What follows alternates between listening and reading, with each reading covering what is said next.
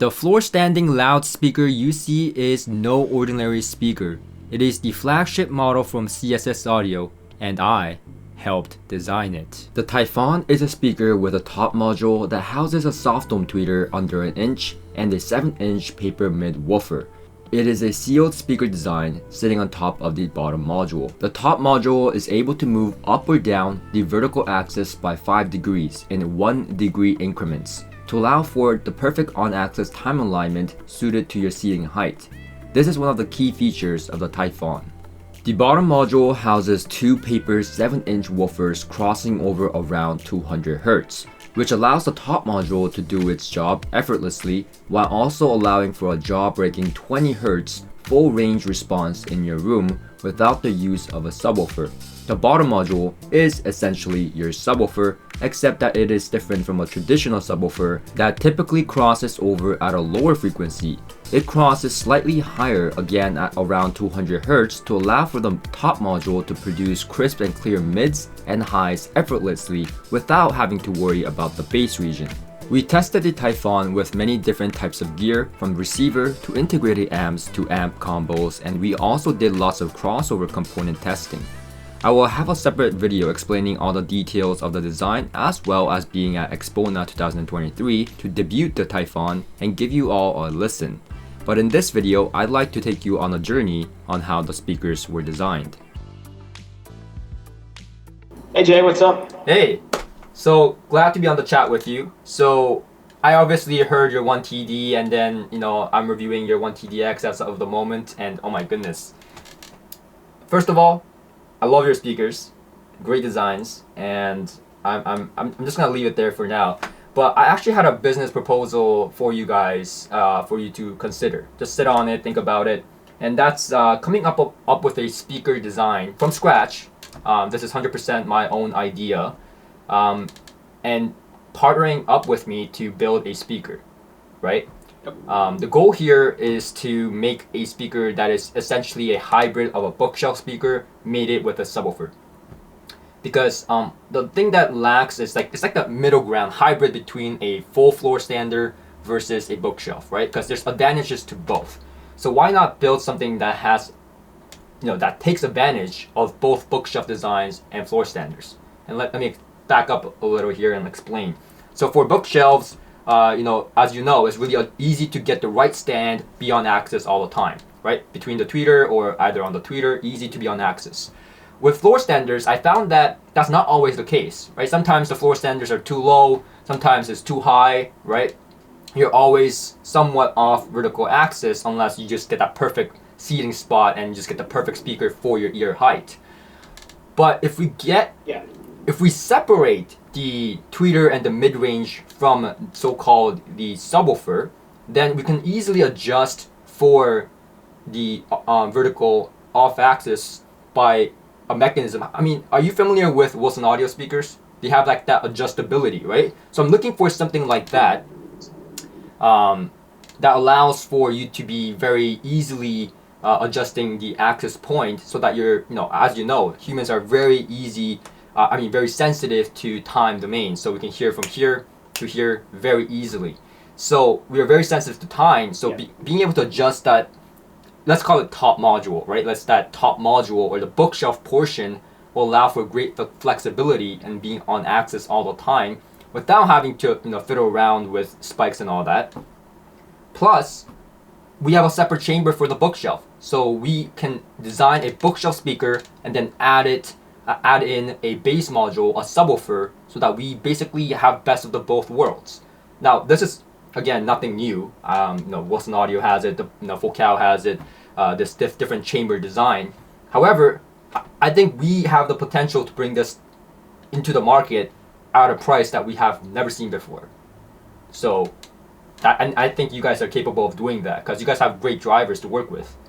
So, what do you say? Well, let me start by saying I think the idea is really interesting.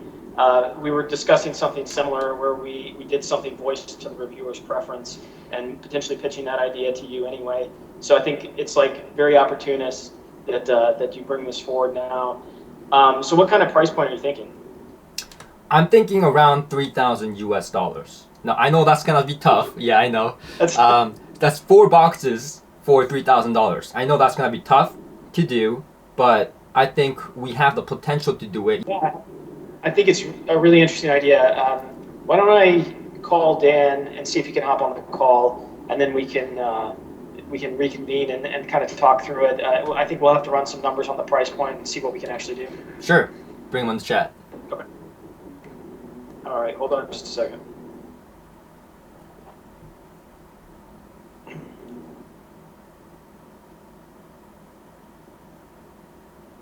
What's up, guys? Hey Dan, how's it going? What's it going? Good. What's this? Hear about some badass new speaker you guys are talking about behind my back? Yeah, so I think I briefly explained it to Carrie, so I'll go a little bit more in detail here. Basically, to summarize all the gibberish that I explained to Carrie, we want to make a high-end, badass 3-way speaker, right? With separate chambers for the top module and the bottom module. So bookshelf sitting on a subwoofer. That looks pretty. Okay. That's the main idea, right?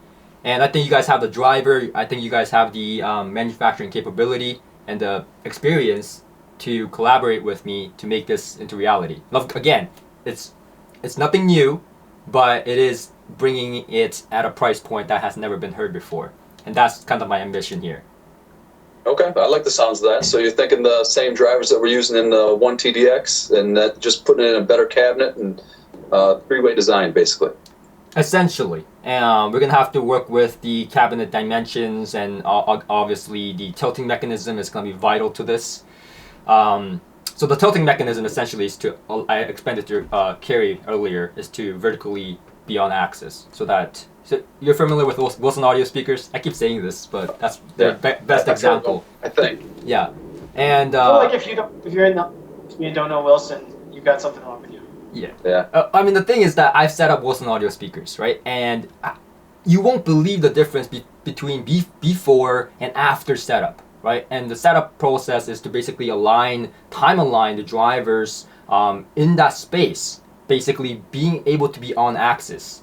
And so I think that is vital to like hearing music correctly, but also enjoyment as well, at least for me, right? Hugely impacts imaging capabilities as well for me. So I thought, why not? And there's multiple advantages to having a different cabinet. We can do multiple different things, right? We can even do, the top module could be a sealed design, it doesn't have to be ported, so that, you know, it has that nice roll off.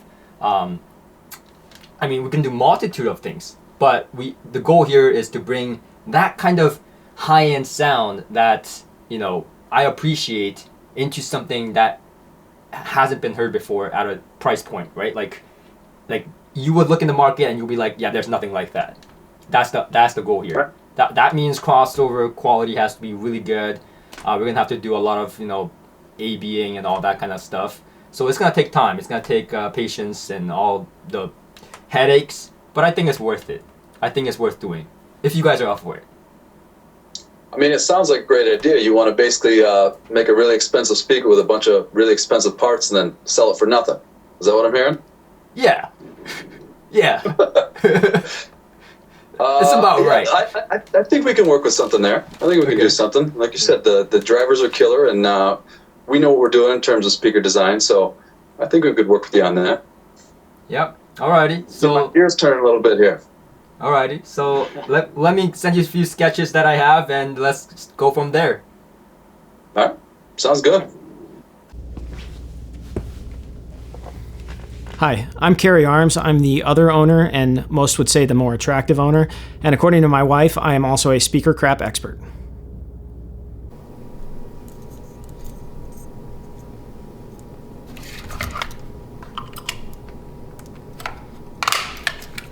So after a few years of doing this, I realized that I hate building crossovers. I love designing them, but I really hate building them.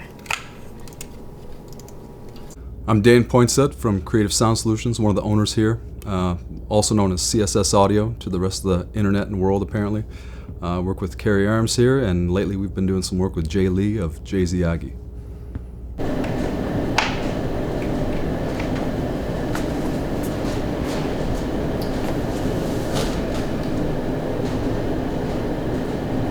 Hey man, we just got the samples in for the colors on the veneer that we can do. Nice.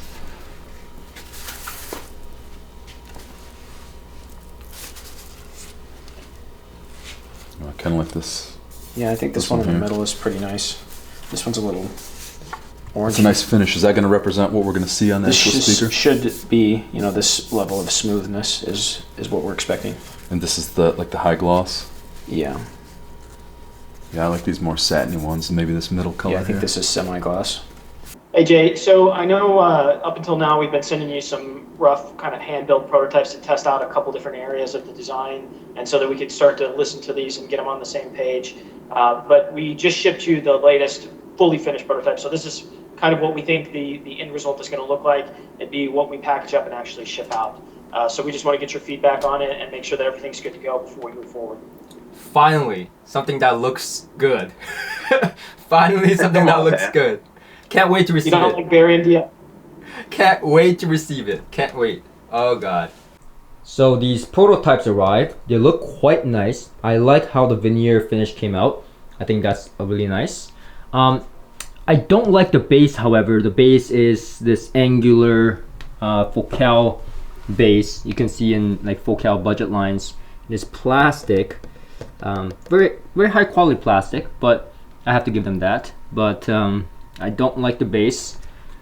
The binding post samples I got do not, I don't like them either. So we're gonna have to change that to something a little bit better. Other than that, don't mind all the crazy cabling and the crossover boards. That's just for my prototyping. But I quite like the looks.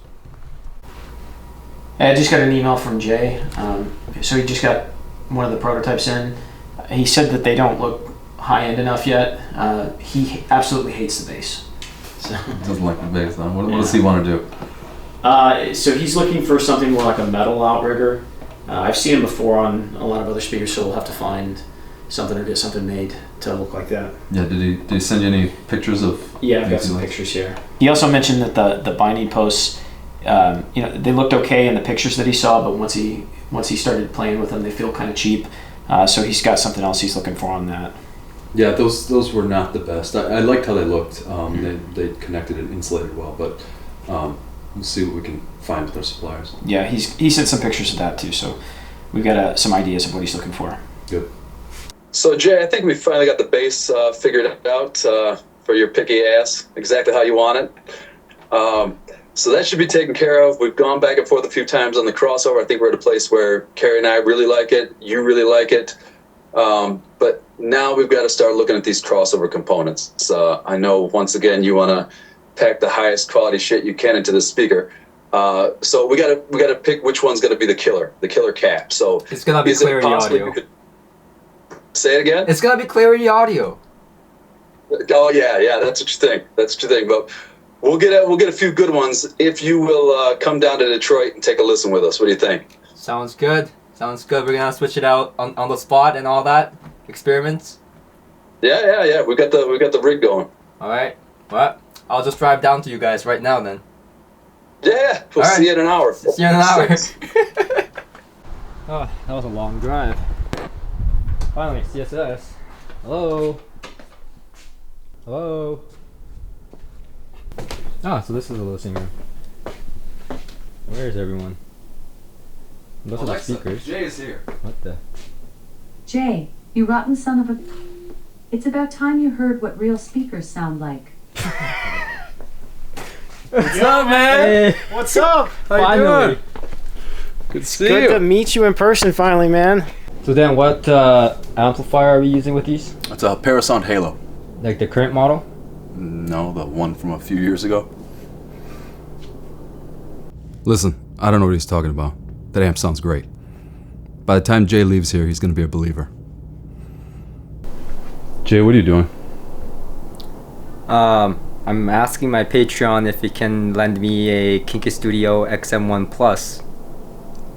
He lives about 30 minutes away from here.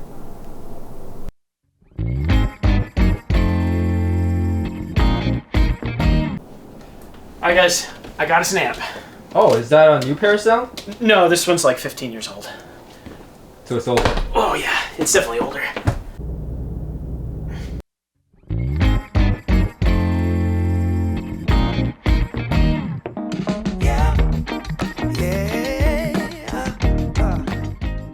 with these beauties over here. Yes, sir. So what do we have on there right now? Just the Z caps? No.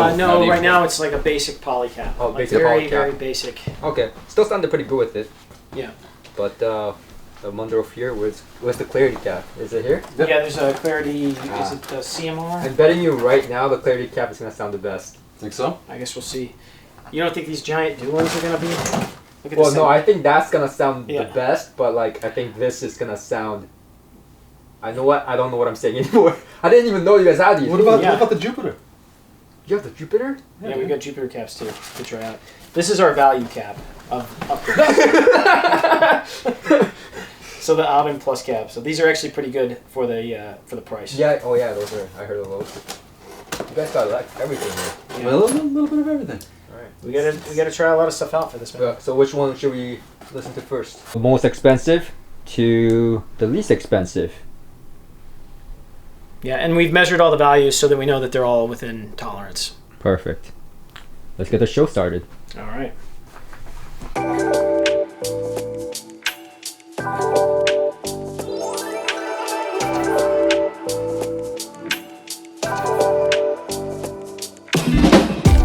So this craziness was actually Dan's idea. He custom made these clips to allow for quickly switching back and forth between different components, so we can hear the difference readily and fast, so we can actually decipher if it's objectively better to our ears.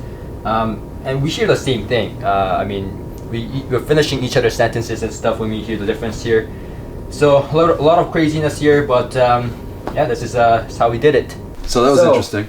Yeah, I mean, first of all, Mr. Physics, what did you think? Was there any difference between these caps? There was definitely a difference from where I was sitting with the tracks we listened to. Yeah. So we did come down to 3. Surprisingly, Mundorf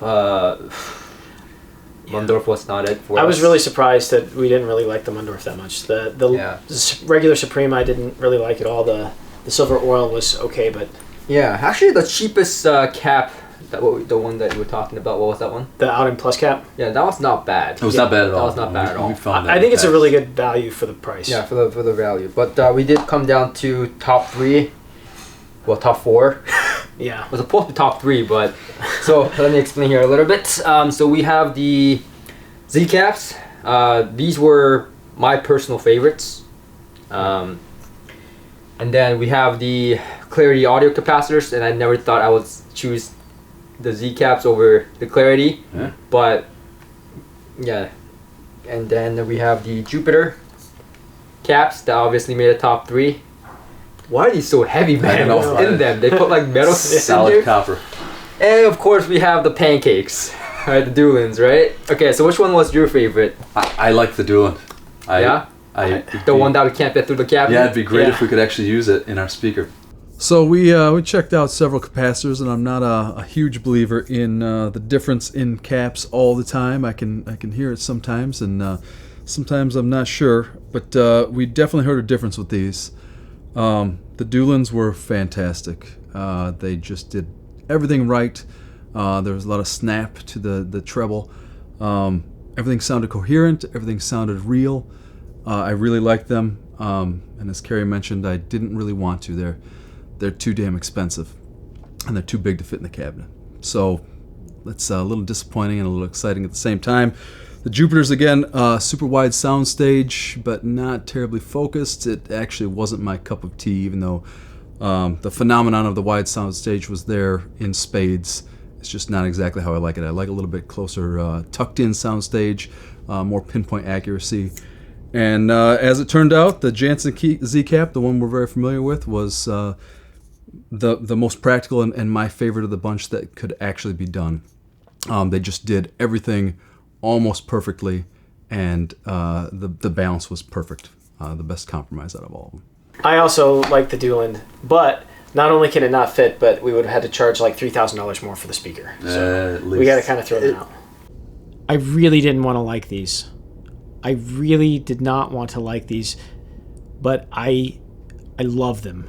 They were definitely the best of the bunch that we tested. Unfortunately, the price and the size make them impractical to use for what we're trying to do here.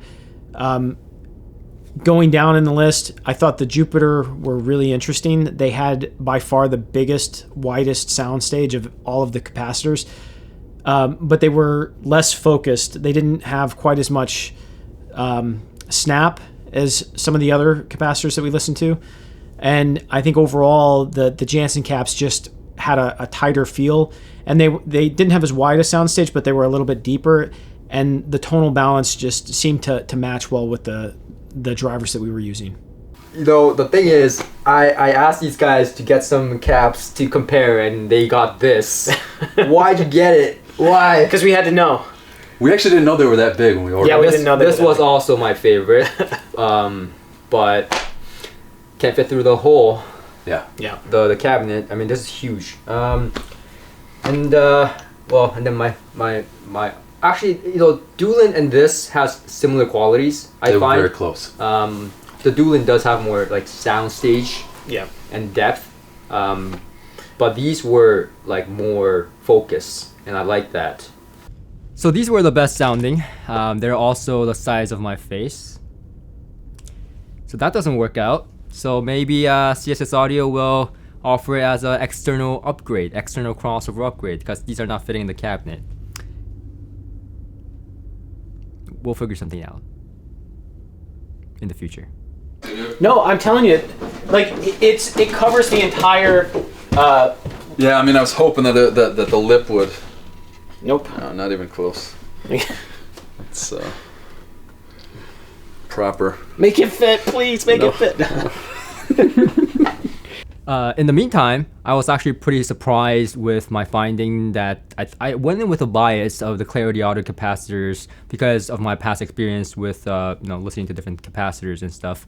But really, depends on the speaker design is what I learned, and it kind of makes sense that the Z-Cap did perform the best to my liking because the drivers are from CSS Audio. So this is what they've been using, and after testing, quite ironically, we tested multiple capacitors because we wanted to try something new, right, for the special edition. But started right back where we left off, and the Z-Caps, it really amazes me, like that this has that kind of focus and sound staging. It also has a deeper sound staging than I found with the Jupiters. The Jupiters have a wide sound stage, and actually, I was actually considering.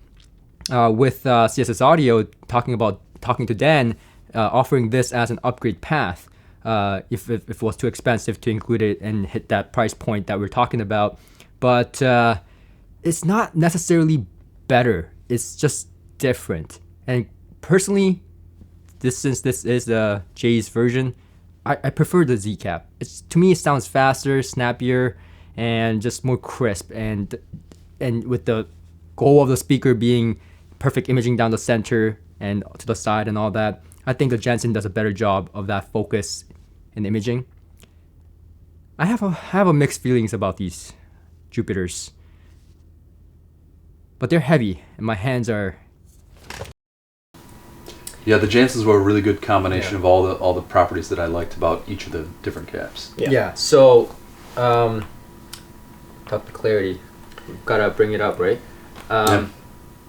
So the Clarity Audio capacitors, I find is I thought I would like it more. Personally, I thought I went in with a bias with Clarity Audio, as you guys probably know, but I didn't like it as much.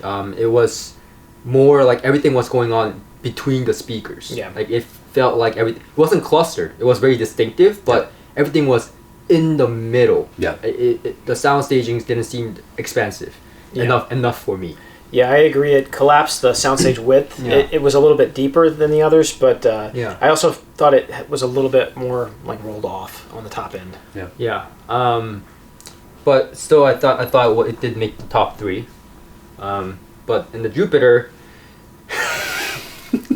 that one was an interesting cap. This was interesting. So the Z-Cap, we went back and forth between these two immediately, and immediately when we hooked this up, the soundstage went boom. It exploded. Yeah. Like to the side.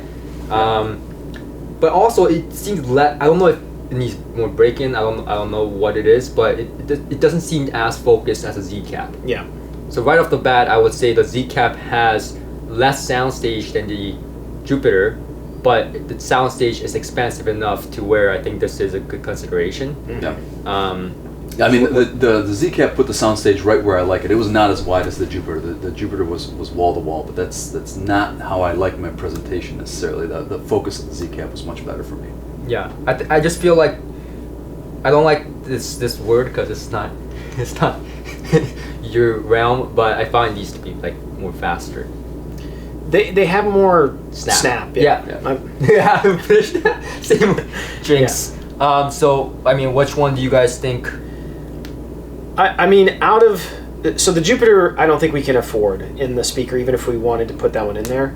Okay, I mean, I think it's got some interesting qualities. So let's start with elimination, right? So clarity is out. Well, let's eliminate Doolin first because it doesn't fit. But And then, but why? well, let's We just can put it make up it to the work. woofer. Like it's as big as the woofer cutout. We can we not go in this way? Like Nope. What if we cut it? We have to cut it out. Okay. The Doolin out for now. Perhaps another day. Bye. Bye. Doolin. Bye, Doolin. Yeah. Love you. We're sad to see you go. You'll always be in our memory. Honestly, I'm not. Like I said, I like the Z caps better than the Jupiter. Yeah. The Z-Caps are a better all-around cap for what I'm looking for in a speaker. And I mean, this can keep. We've got to hit a price point at the end of the day too. So to hit your This goal, is cheaper. That's significantly cheaper. This is like Okay. $350 a cap or something like that. So you're telling me like we can't put this in there? It would be. We'd have to raise the price over Okay. what you wanted. Okay. That's a Wow. different passion project. That's a different passion project. Yeah. Okay. I mean, it definitely has some uniqueness, and I can see a lot of people liking it. Yeah. But we'd have to raise the price of the But speaker. again, like putting the price aside for now, I mean, if this was significantly better than this, right? Yeah. Then even if we have to raise the price or would whatever, consider. Yeah. we will consider it or upgrade path or whatever. But I think that this has a larger soundstage, it's smoother, but this has more focus. It has more dimension. Like I could pick out things easier with this. So Yeah. I mean, I think.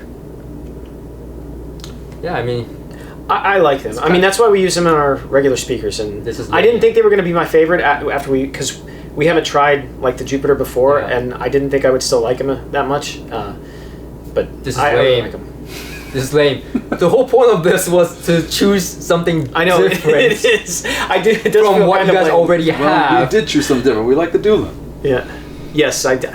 So I you're really like giving me the the choice between. I what didn't you want to guys- like it that's either. it. I didn't want to like it, man. Yeah, I didn't want We're to. supposed to put different capacitor in here than what you guys already I know. put in your speakers. Yet we're gonna. But I guess it makes sense because it's your drivers, right? Yeah, and we've done these tests in the past too, but we have never done it with caps of this level now. So Yeah. now we've gone this next. Yeah, we were level. like So- in the 80. And I'm telling you right now, if you don't believe us, you can come to CSS Audio, and Dan over here will right. personally demonstrate the Z cap versus the Jupiter and the Doolin, and the other caps. If you We'll wish, because I'm serious. Like this, I didn't think that this would be it. I thought Clarity Audio would walk all over this. I didn't. Jay's think been that, telling us that for. but I did not months. think that the Doolin would actually sound better. Yeah.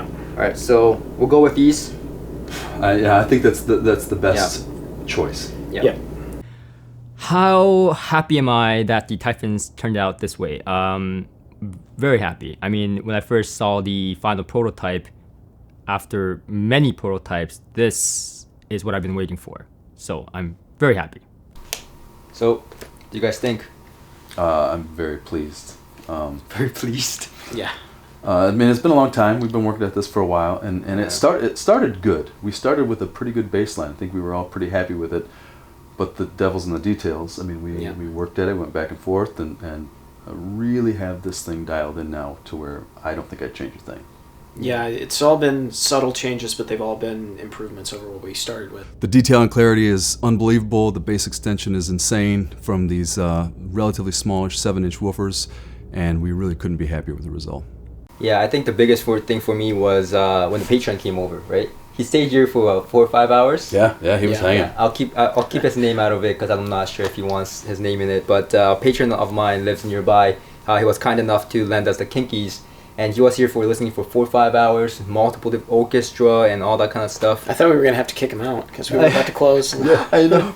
But yeah, he listened to them, and he actually owns the Magnepan 3.7i's, if I'm not mistaken. Yeah. And he was telling me that these disappear, and for a tower to disappear, that's a big compliment. That is a high And he even said that it was as transparent as his Magnepans, which is a planar magnetic panel speaker. Yeah, that's kind that's of a big the goal. compliment. Yeah. So, yeah, I'm really happy with how seamless they are, especially with the mechanism. I think I have about 3 notches for our sitting spot right now. Yeah, so we're using 3 notches up on this, so it's about a 3-degree tilt from our seating position.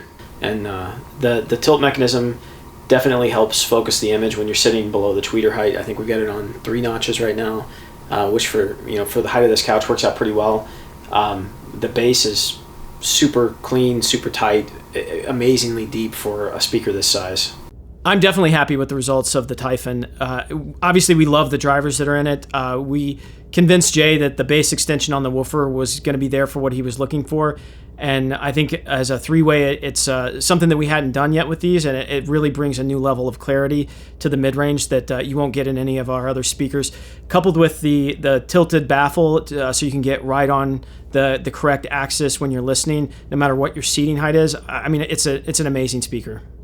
And in my listening room, gotta say it still sounds better because I don't have a TV and I'm not running Parasound, Soundbird, optical. Listen, that's optical. Yeah, it's a stopgap. We had to get something in here quickly. We were handicapping our speakers so that we could design them better. Okay, fair enough. Back home I tried it with a lot of different stuff like AV receivers, gear under $1,000, but I was always running, non-optical sources, right? But here, I mean, with even the old vintage Parasound that you have, it sounds pretty good. Old vintage. Yeah. I mean, I consider that vintage. I don't know what else I would call it. Well, at your age, maybe that is vintage. That's We sent a pair of prototypes to Jay, and we kept a pair of prototypes here for ourselves that we use a Parasound Halo integrated amplifier with, and Jay uses whatever ungodly expensive amplifiers that he uses, and we found that they sound fantastic on a wide range of amplifiers. I don't know, man. That's but I think the speakers that are heavy carrying in the Yes, they are doing most of the work, and if you can dial that in right, like we've discussed before, I mean, the speaker's always the weak link. They're always going to be the ones with the most flaws, and we've gotten out almost all the flaws here, so they can carry a lot of the weight. What's the benefit of the top module being separate from the bottom module? Well, you guys already know that it's adjustable, which allows for better imaging, better time domain, and allowing you to be perfectly on axis vertically and horizontally wherever you sit. But other than that, the top module is totally sealed design, so it comes with the benefits of a sealed bookshelf speaker that we know, tighter bass, faster transients, and so on. But not only that, instead of having a bookshelf sealed speaker with a separate subwoofer, which crosses around 80 to 100 hertz usually, this actually crosses over higher, which allows the top portion to work less. It alleviates the excursion a lot more, so you get a better concentration of what the top module is meant to do, which is the mid-range and high frequency. The bass, the lower end, is taking care of the bottom portion, which, again, with two 7-inch woofers and a port system in the back, it goes down full range, 20 hertz. 20 hertz, baby. Yeah.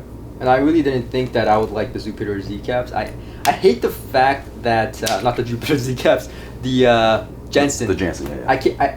I hate the fact that I chose that one. I mean, sometimes you land on the best. You're supposed to. We did this because we were, because it's a special version, trying to choose something a little bit different from what you guys traditionally use. Yeah. But what I didn't think is that it's CSS, right? It's still your drivers. It's still your. Right. So it makes sense that the Superior Z cap performs the best. What was important for CSS, Carrie and myself, when designing this product with Jay, was that we maintained some of our, house sound, some of our integrity in terms of what a speaker should sound like according to us. So if we were, going to make some speaker with screeching highs and overpowering bass. And not that Jay would ever do that, but we were going to have to somehow find a way to either not have our name on it or guide Jay in a different direction. But as it turned out, we sent Jay the first prototype, which was basically flat and neutral and musical and accurate, how we usually do. And he dialed it in a little bit, and every time he dialed something in, we listened to it. We said, yeah, this does sound extremely good still. Yeah, so to add to what Dan is saying there, absolutely. The CSS audio house sound is something that I already like. So it wasn't hard, like I didn't need it to suddenly be a totally different house sound from CSS audio, because it's a sound that I already like and have associated with Sonos Faber and Wilson audio type of sound. And if you see my past videos, and I reviewed their speakers, and it's already a sound that I like. So going off from that, I had a very good foundation in everything I changed. I went back to the sketching board with Dan and Carrie, and all three of us had to agree that it was better. And I feel like all three of us agreeing on one thing is always better than just me, because that's totally subjective. So while it did add my subjective magic or tuning to the speakers, it had to always, objectively or subjectively be better for all of us. And I had a little bit of help from my friends as well. I invited some of my listening friends, the people in the industry that I trust their ears very much, and I plugged in anything. I plugged in stuff that was high-end, stuff that was AV receivers, and I tested both to see if it would please a wide range of audiophiles and also home theater aspect as well. So a lot of time was spent on getting feedback and improving from that little by little bit. And because high-end audio is always about those little nuances, changing little by little and just dialing it in to perfection. So that's what took the majority of the time, but the foundation was already there with the CSS audio house sound. I think I really like the Jupiter, but it's not the sound that I want in this speaker specifically, because it kind of disperses and makes the soundstage larger. Yeah, you can do that in the component section, right? I believe like tube amplifiers and stuff like that, you can do it there. But I think to start off as a basis, I think the speaker itself shouldn't sound that scattered. I think it should be more focused like the Z-Cap, and I was super impressed with the depth of the Z-Cap, but actually beat the Jupiter. Yeah. The Z-Cap had a lot more like snap to it. Yeah. It was definitely a little more focused. The Jupiter was a really cool presentation, very different. I could see a lot of people liking it, but I don't think it matched well with this speaker. It was just too unnatural sounding in terms of how wide and dispersed the soundstage was. Yeah. We tried to find something different. We brought in the heavy hitters. I know we brought in a bunch of caps. We gotta find a way to put that dueling in there somehow, I know. man. I mean, that was the best one, but again, that's not practical, right? So you gotta load it in with a crane. Yeah. Again, I think the difference, I think it does sound better than the Z-Cap, but how much better for the price difference, right? That's crazy. There's that on top of the impracticality of housing it in your speaker. That's true. But we did all like it a little better than the Z-Cap. Yeah. Yeah. So with the Typhon speaker, we start out with very good high quality drivers, low distortion drivers we're very familiar with. We design a format around them. We use the benefits of the separate chambers, top and bottom cabinets, and build a design around them. But the heart of any speaker is the crossover always. That's where the magic kind of happens. The drivers need to be integrated in terms of phase to have a cohesive sound, and that's where you can kind of tweak the sound of the speaker to your liking. In the Typhon crossover, we spent a lot of time going back and forth with Jay and really getting the sound that both he liked and we were very happy with.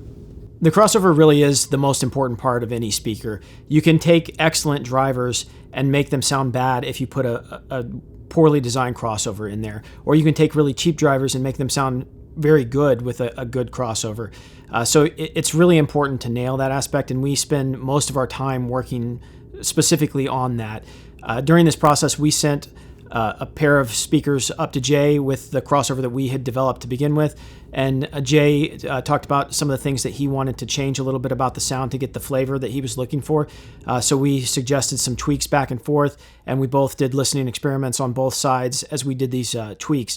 And the end result is what we have now, which I think is a really excellent speaker. So working on the crossover with Dan and Carrie was easy because we all understood and were on the same page about the crossover being the heart and the foundation to any great loudspeaker design. Now working with the tuning of the speaker was my main priority and my main role in this, and coming up with a sound that I really liked, which was the sound I was going for was a marriage between two of my favorite sound of all times, the Sonos Faber sound and the Wilson Audio sound. Now, Sonos Faber sound is this more romantic sound that people associate with that draws you into the music, and the mid-range and high frequency is silky, and people can listen to it for hours on end. The Wilson Audio sound has this clarity to the sound while having authority on the bottom end, extension without losing any control at any volumes. Both are very impressive speaker designs, and obviously my favorite. But blending the two, I had to get the balance right between clarity, musicality, and the authority in the bottom end and control. And of course, all this tuning was done in the crossover. Yeah, and that's what I mean. We're all similar height-ish. I think that's where we all liked it. Yeah. With this couch, this seating position here. Yeah, I would bring it up more if maybe like all the way up to 5 notches if I'm like slouching down like this. Yeah. But that's the great thing about this speaker is like you can always be on vertical and horizontal, on axis. Yeah. Yeah. I think that's super important when it comes to having this big gigantic TV in the middle, and we still got perfect imaging. There are a couple of advantages of keeping the top cabinet and the bottom cabinet separate. So we designed a 5-degree tilt into the baffle, but given the design axis is actually still with your ear height at the tweeter level, so depending on your seating height, that you may not actually be at that. The tilt mechanism allows you to direct the top cabinet to where you maintain that 5-degree off axis from the forward radiation of the tweeter so that you get a better image projection. It just tightens things up a little bit and makes the soundstage a little bit better. The other advantage is it separates the mid-range and tweeter from the bass enclosure, so you get to reduce the vibrations going into that cabinet to some degree, and we end up with a little bit bigger mid-range cabinet that we stuff very heavily to eliminate some of the backwave coming off the driver. So you guys mentioned that because of the DIY nature of CSS audio, it's important to, because instead of, I hate the idea, and one of the reasons I loved working with you guys is I hate the idea of buying a speaker like this, right? And a few years later, you gotta upgrade, you gotta buy an entire different speaker. Mm-hmm. Right. I think the dual-in doesn't fit. We may consider an external crossover, we'll figure something out. But in the meantime, I think the best approach is to keep testing other capacitors out there and seeing what upgrade path we can provide. Yeah, absolutely. Right, and I think that's super unique because hey, you're the user of these speakers. You don't need to buy a new speaker to upgrade. You want something a little bit more, then we have a crossover upgrade that you can easily do. Yeah. And I think that's super unique. It's always been a part of our business model too. Now I'm happy to say that we considered pretty much everything, including the high frequency. One of the things that I experienced from listening to many different speakers is that the high frequency brightness tolerance is different for everyone. Now this speaker, the Typhons, measure perfectly flat in the high frequency at normal listening volumes, and that's how they are tuned. So they should be perfectly fine the way it is, but let's say, God forbid, perhaps you find them too bright or you find them too dark because of your listening habit, you listen to it too loud or too low of a volume. Or you may live, depending on your living conditions, then you can send the top module back to CSS Audio to adjust the high frequency by plus minus 3 dB. And I'm proud to say that is not something that is offered on the table by many companies out there. I think this is one of the few exceptions. People can call us and ask us, and we can help them tweak their own speakers. Yeah, that's why I love your 1TDX as well. Yep. Upgrade is always there. Got someone buying your stuff right now. There it goes. Cash. That cracked me up the first time I heard it. Anyways, and I think what we have in there is already like, when it comes to the components, I think it's like really up there in terms of what high-end manufacturers use. But putting even higher than that, we're talking about now speakers that I don't think there's any really speakers that use that kind of level of capacitor. No, it's even rare to use what we've already got in this crossover. I mean, you have to get much more expensive than this to even get to the level that we're currently at, and to offer something higher than that is just a good option for people to expand in the future. Now I realize that even if these speakers are the greatest speakers in the world, there has to be an account for the room. The room is the most important thing when it comes to music reproduction, of course. And so the setup process is something that I have to keep in mind. And therefore, if you purchase this speaker, then you will get a link to a manual. And the manual is not a traditional paper manual, but it will be me in the video guiding you along the setup process and how to optimize them perfectly in your room. And also, my promise to you is that after a year of this speaker being released, I will hold a conference 1 to 2 hours about that length, Q&A session in person at a show to see how you guys are doing with the speakers and receive any feedback, questions, and answers, and just have a good time with the users of the speaker. All right, guys. So we got to talk about the hard part now. We got to talk about price. After Jay went through and railroaded all of our really good ideas and made everything super high end on this cabinet, this speaker, I don't know exactly where we're going to land here. We got the bass, which is all metal now instead of the Focal style that you didn't like. Sorry, just 1 second. Jay, what's the price you want to hit on these again? 3,000 US. Is that each? No, for the pair. Oh, come on, man. You know what we're putting in these things, don't you? When Jay talked to us initially about the concept of what he was wanting to do and the price point that he wanted to hit, we thought he was crazy. I mean, Dan has 5 kids to feed. So the Typhon started off as a passion project for sure, but at some point you've got to talk about price. The margins are really tight here. We're trying to get this to as many people as possible and let them experience this level of hi-fi sound. They're so tight, in fact, that we're probably going to have to exclude these from any future sales. Does that include Black Friday sales? Yes, that would include Black Friday sales. While my ambition was to make this speaker available at $3,000, it was quite impossible due to the cost of materials in the current economic climate. The price of the speakers will be $5,500 for the pair, and trust me when I say that is the lowest price we can offer these at. This of course includes 30-day in-home trials, manual instruction videos produced by me, as well as future private meetings for owners of the speakers. All in all, this was a great experience for me and I hope you enjoyed partaking in my journey.